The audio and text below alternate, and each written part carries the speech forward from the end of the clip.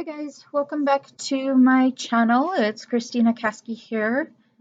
Today I am just wrapping up some of my Spruce and Empress Peach foot scrub soaps, as well as just some of my salt soaps.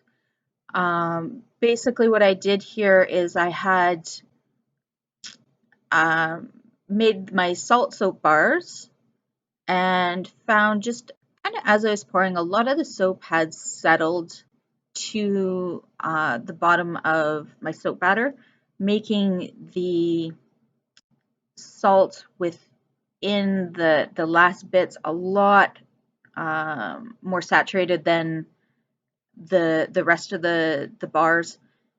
I felt like it was too much of an exfoliation for your regular skin, but I didn't want to just toss it. So I decided to give it a shot as a foot scrub bar. I don't know.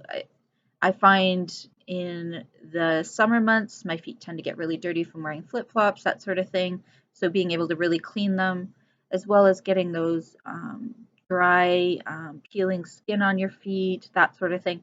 I thought this would be a really good bar for scrubbing all of that away. So the first little guys here are going to be my foot scrub bars, and then the larger ones will be just my salt bars, which can be used on your body, on your skin, everywhere. It should be a good saturation of the salt to make it worthwhile, to still give you that exfoliation, but not to be all crazy like the foot one will be.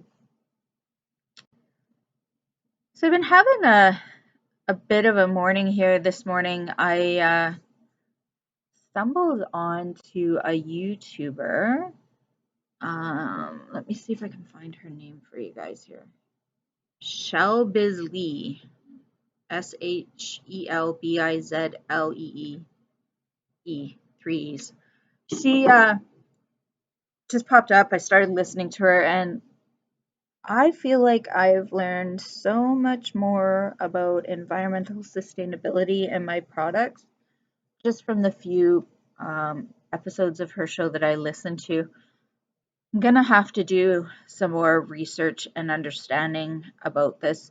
I've been kind of focused. You guys have heard me a couple times now already talking about wanting to get my national shrink wrap system and getting the biodegradable film. One of the things that I learned though about biodegradable is it doesn't actually necessarily mean that it is in fact going to be recycled or whatever. There's a difference between compostable, I guess, and recyclable. And in the case of my biodegradable film that I was looking at, I had no idea which one mine was. There's definitely some benefits to the ones that are recyclable, not to say that they will get recycled, but just how they are produced and manufactured and sustainably grown, I guess. It sounds like some of them are made from sugarcane, which is a better process of making the plastic itself.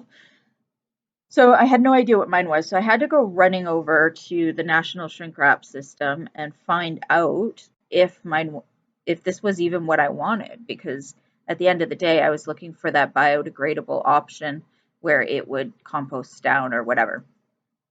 So I went onto the website, and they do say that the biodegradation begins approximately 18 months after application, but the process does not kick into high gear until the film is exposed to light, wind, heat, and moisture, like the conditions found in a landfill. So the short answer is it's still going to do what I want it to do. It might take a little bit longer potentially, but it's still going to biodegrade, and that's all I'm looking for. I'm sure there are much better compostable options out there, but unfortunately, with the scale of my business as it is, I can't afford to be going with those options right now. And this, I feel like, is a good, satisfactory method of getting what I'm looking for. So, super happy about that. But I was learning so much more from her. Things like my shampoo and conditioner bars. I'm always saying, they're so much better for the environment because I'm not using plastic bottles. Absolutely. Like huge, huge difference in the amount of plastic that I am using right now versus plastic bottles. But what I didn't even consider was how much of a good impact it is on the environment just in transportation and shipping. I'm sending out this little tiny bar as opposed to big, huge bottles.